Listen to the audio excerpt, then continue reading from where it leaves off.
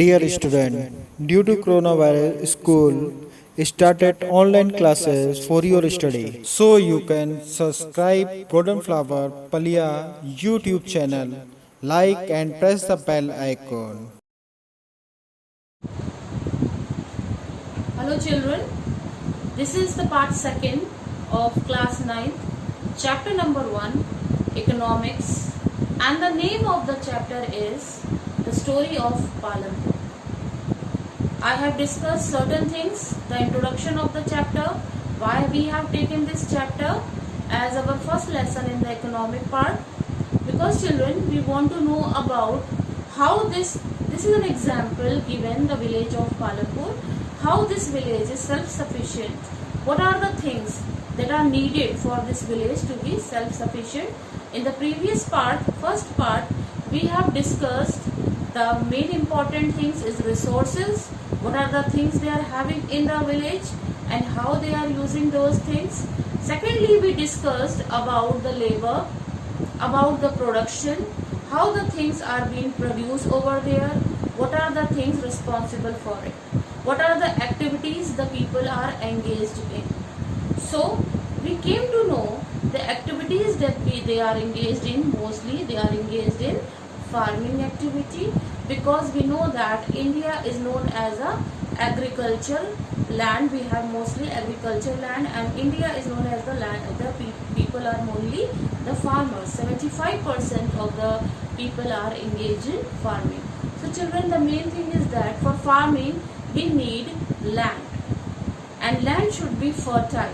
And in India, 75% of land is under farming, and people living in the rural and the suburbs area, they are mainly engaged in farming activities. So children, what is land? We will discuss about it, the main factors of land. Land is fixed and scarce. Fixed means the land cannot increase in size. It will be remain throughout the same size. Okay, how many years pass by, it does not affect, because land is a fixed commodity and it is scarce. And if few in number, the land pieces are distributed among the people are very scarce, very fixed in size and location. So the families having so many sons and daughters, they face problem, because then this big piece of land is separated among them, is distributed among them, and they have only small plots for the farming. So 75% of the people are engaged in farming. So what they can do, what these farmers can do, because land is very scarce and it is in a limited amount, fixed area, so they can do multiple cropping. What is multiple cropping? Cropping, that can many types of things they can grow on the same piece of land, like they are having a crop, seasonal crop they have sown, and by the time they are also cultivating some vegetable and fruits or other crop in the other season, so they could make out the best profit, make the best use of the land they have. So we have the 3 seasons. Rainy season they have jowar, bajra. Kharif season, in winter they have rabi, which wheat is sown October to December. Potato is sown. So in an intermediate period also. In summers also we have period Kharif, Rabi, and intermediate Zaid season also. These 3 seasons are there, which the farmers grow crop, and they take out the most productive way, and they grow crops according to the seasons, what is best suited crop for that season. And sometimes multiple cropping also, they grow vegetables and fruits along with the main crop, so that they could make more profit. So children, what are the things mainly needed for the agriculture, for the better cultivation of the crops? The most is irrigation. First of all, with the previous year, when the farming was not so much having modern tools and techniques, they were using Persian wheels in their fields. It was manually, it was done by the oxen or the people. They manually take out the water from the wells to their field. Then came tube wells. Now we know that they run by the electricity, and farmers, by the government, farmers are provided electricity at a low rate. And tube wells also had, these are all provided by the government to the farmers, so that they could not face any problem of irrigation throughout the year. Then we have multiple cropping. As I told you, multiple cropping. So they could sow more than one crop in a one piece of land in a year. So what is needed in the multiple cropping? Hybrid seeds, fertilizers, pesticides, traditional farming. Okay, we will discuss it later. Hybrid seeds. Hybrid seeds are the seeds that are good in their productivity. They have good production. So mostly these seeds are now used. Fertilizer, chemical fertilizer, pesticides, machinery is used in the intensive farming so that the farmer could get the best production out of the small land, piece of land. Previously, the pesticide and fertilizer, chemical fertilizer were not used. Previously, cow dung was used as a manure. It is also known as organic farming. And what are the drawbacks of the multiple cropping? What are the drawbacks of these using the pesticides and this chemical fertilizers? It is that it destroys, it pollutes the water level and the soil of that area of that land, and depletes the water level because more water is used and it is wasted, and it also affects the fauna, the plant life, the vegetation of that area. Now land distribution is very small, scattered in the plots. If one farmer is having big land and afterward it is divided among the family members, they only have scattered few small plots. So this is the thing we have discussed about the land. How the land has been used in India in farming and what are its important factors. Okay children, so we have discussed about the land. Now the next topic is physical capital. Physical capital, what it is? It means the money that they have inputted into the farming or the cropping. Whatever the money is responsible. Fixed capital is known as the fixed amount of money the farmers have involved in the agriculture. The small farmers, the big farmers have no issues. They have big pieces of land. But the small farmers, what they are mostly landless farmers, or they have very small piece of land.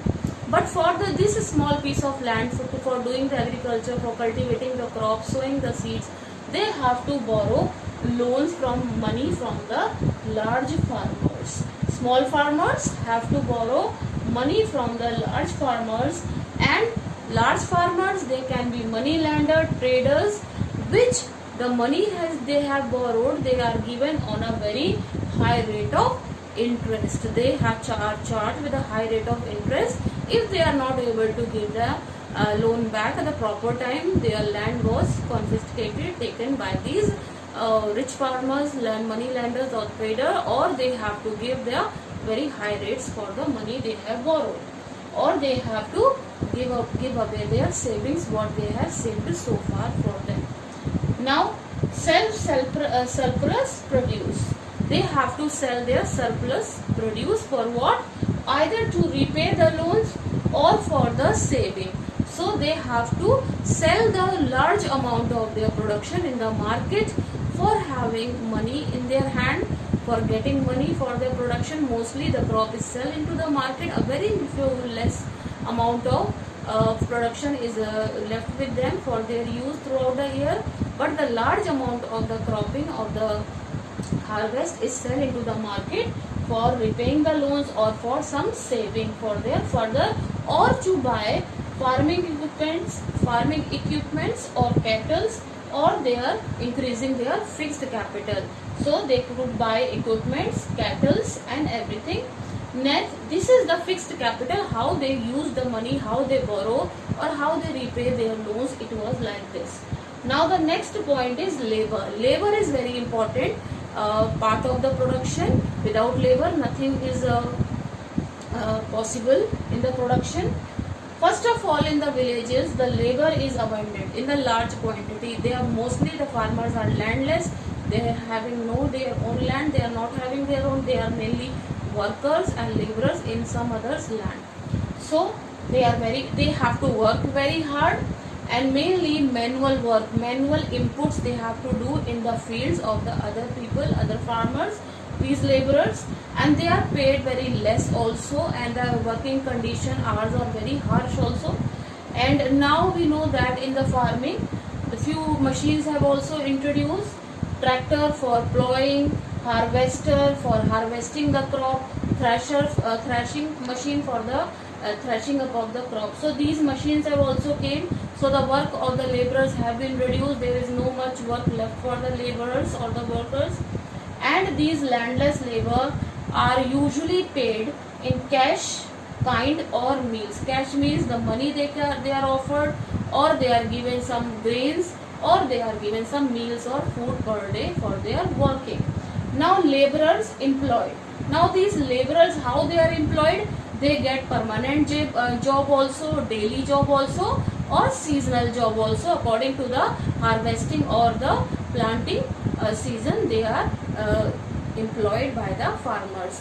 So we have already concluded this physical capital and labor in this part. So moving further with in the same procedure, we have the next thing, the last point. We have non-farming activity. Non-farming activity means those people, landless farmers or laborers or the people of the village, those who are not having any kind of land within their families, or they are not working in the field of the other people. What other activities that are non-farming activity the people are engaged in? So there is only 24% of the people that are in the village that are engaged in non-farming activities. Daily fed buffaloes with grass, jowar, bajra. Mainly the work of the non-farming activity is the rearing of the cattle. The people mostly rear cattle, milch cattle, in order to get their milk, sell their milk, or skin, or meat, or the other products of the animals. So they are mostly rearing the animals at their, they are having their things that can use in their home only. And they also are engaged in small scale manufacturing. Small scale manufacturing means small industries of cloth making, dyeing, tying, basket making, carpet making, that they can do in their homes only. And the workers are their family members. The people living in the family members are engaged in this small manufacturing at home, and these no laborers are involved in this, because this is a very small industry, very less amount of money is involved. So the family members are involved in this kind of work. Thirdly, what work they are doing? Trading. They are doing engaged in trading. They are small shopkeepers, and they are selling small things in the villages. It can be grocery store, it can be some things, when basic necessities of life, or books or copies, like this. Then comes transport services, means the tongas, rickshaws, or small buses, tempos. These people are engaged in transport activities such as this one, what I have told you. Lastly, the dairy product. Dairy product.